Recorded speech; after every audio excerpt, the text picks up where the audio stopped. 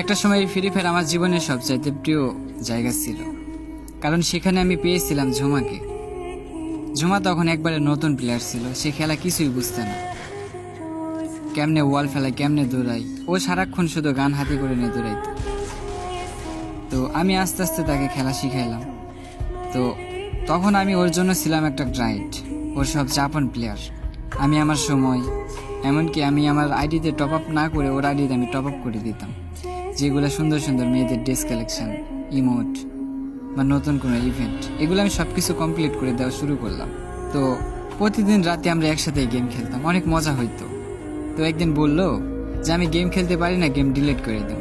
আমি বললাম যে কেন? বলে যে আমি খেলতে পারি না, শুধু মইরা যাই। আমি বললাম যে তুমি একটু ভালো করে চেষ্টা করো, দেখো তুমিও একদিন পারবা গেম খেলতে, তুমি খেলতে খেলতে খেলা শিখে যাবা। তো বলে আচ্ছা ঠিক আছে, আমি মনোযোগ দিয়ে চেষ্টা করবো।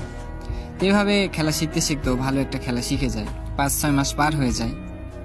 তো এইভাবে যাওয়ার পর ও একদিন আমাকে বললো, ভাই আমি একটা ইউটিউব চ্যানেল খুলতে চাই, কি নাম দেওয়া যায়? আমি বললাম যে তোমার নাম যেহেতু ঝুমা, তাহলে তুমি দাও ঝুমা গেমিং। তো ঝুমা গেমিং দেও একটা ইউটিউব চ্যানেল খুলে। তো খোলা শেষ, তারপর আমাকে বলে যে আমি এখন কি রকম ভিডিও বানাবো। তো আমি বললাম তোমার ভয়েস তো অনেক সুন্দর আছে, তাহলে তুমি হচ্ছে বাংলা গানের সাথে তুমি হচ্ছে সুর মিলে মিলে ইচ্ছা মতো গান বলো। ও বলে যে আচ্ছা ঠিক আছে, আমি চেষ্টা করবো, আমি তোমাকে স্ক্রিন রেকর্ড করে দিচ্ছি, আসলে ভয়েসটা কেমন হয় এটা তুমি আমাকে জানাও। তো ও হচ্ছে একটা আমাকে স্ক্রিন রেকর্ড দেয়, গানের সাথে গান মিলিয়ে মিলিয়ে। তো ওই ভয়েসটা মোটামুটি ভালোই হয়েছিল। তো ওইটাকে আমি সুন্দর করে এডিট করে বলি যে তুমি এইগুলো আপলোড করো।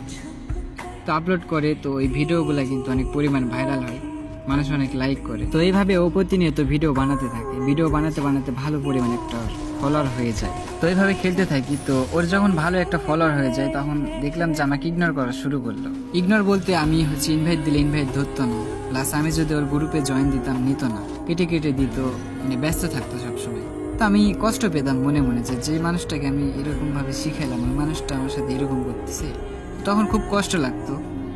তো পরে দেখলাম যে ও হচ্ছে নতুন নতুন বড় বড় প্লেয়ারদের সাথে মেশা শুরু করলো, বড় বড় স্কোয়াডের সাথে গেম খেলা শুরু করলো। তো একদিন হঠাৎ দেখি ওর গেমের প্রোফাইলে পাশে আমার নামটা আর নেই, সে ডো পার্টনারটা কাইটা দিয়ে হচ্ছে আর একটা ছেলেকে ডো পার্টনার বলে, নাম ছিল তার ব্রোকিং। তো আমি হয়ে গেলাম তার কাছে অপরিচিত একটা মানুষ। তো আজ সে নবী ঝুমা বড় একজন স্ট্রিমার, তার নাম এখন অনেক ভাইরাল, তার নাম হচ্ছে এখন ঝুমা গেমিং। আর আমি এখনো সে আগের মতো সেই পুরনো ফোনটা নিয়ে লবিতে বসে থাকি। হয়তো সে একদিন আমাকে ইনভাইট পাঠাবে, কিন্তু ইনভাইট আর আসে না। তো শেষ কথা, একটা মেয়েকে শুধু গেম না স্বপ্ন দেখিয়েছিলাম, ও গেম খেলতে শিখে গেছে, আর আমি ভুলে যাওয়ার নাম হয়ে গেছি। তো গল্পটা কেমন লাগছে অবশ্যই কিন্তু কমেন্ট বক্সে জানাইবা, আর ওই মানুষটাকে অবশ্যই মেনশন দিয়ে যাবা।